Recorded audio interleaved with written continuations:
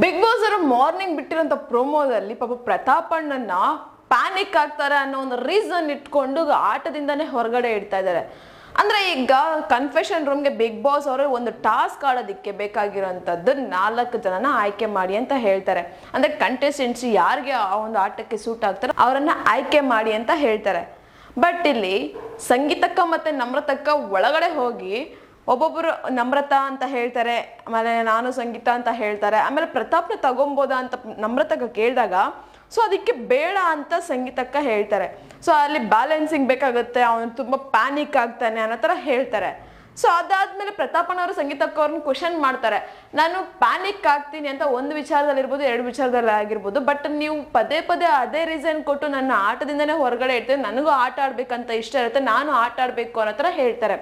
So ಅದಕ್ಕೆ ಸಂಗೀತಕ್ಕ ಹೇಳ್ತಾರೆ, ನೀನು ನಿನ್ನನ್ನು ಡಿಫೆಂಡ್ ಮಾಡ್ಕೊಂಡು ಎಷ್ಟು ಬೇಕಾದ್ರೂ ಮಾತಾಡ್ಬೋದು, ಬಟ್ ಇಲ್ಲಿ ಇದು ಆಟ ಅನ್ನೋ ಥರ ಹೇಳ್ತಾರೆ.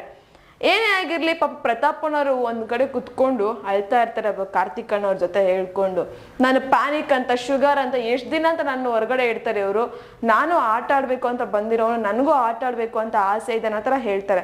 ಬಟ್ ಏನೇ ಆಗಿರ್ಲಿ ಬಿಗ್ ಬಾಸ್ ಮನೆಯಲ್ಲಿ ಈ ಥರ ಒಂದು ವರ್ಡ್ಸ್ ಅನ್ನೋದು, ಈ ಥರ ಒಂದು ಸೆಂಟೆನ್ಸಸ್ ಕೇಳಿ ಬರ್ತಾ ಇರೋದು ಈ ಸೀಸನಲ್ಲಿ ಅಂತ ಅನ್ಸುತ್ತೆ.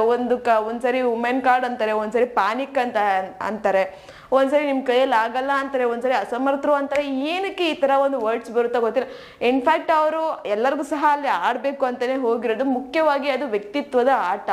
ಸೊ ವ್ಯಕ್ತಿತ್ವದ ಆಟದ ಜೊತೆಗೆ ಈ ಥರ ಒಂದು ಗೇಮಲ್ಲಿ ಇನ್ವಾಲ್ವ್ ಇದ್ರೇ ಒಂದು ಬಿಗ್ ಬಾಸ್ ಟೈಟಲ್ ವಿನ್ ಆಗೋದಿಕ್ಕೆ ಆಗುವಂಥದ್ದು.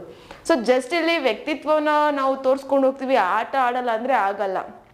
ಪಾಪ ಇಲ್ಲಿ ಈಗ ಪ್ರತಾಪ್ ಅನ್ನೋರಿಗೆ ಆಲ್ರೆಡಿ ವ್ಯಕ್ತಿತ್ವ ಅನ್ನೋದಿದೆ. ಸೊ ಅವ್ರಿಗೆ ಬೇಕಾಗಿರೋದು ಇನ್ನು ಆಟ.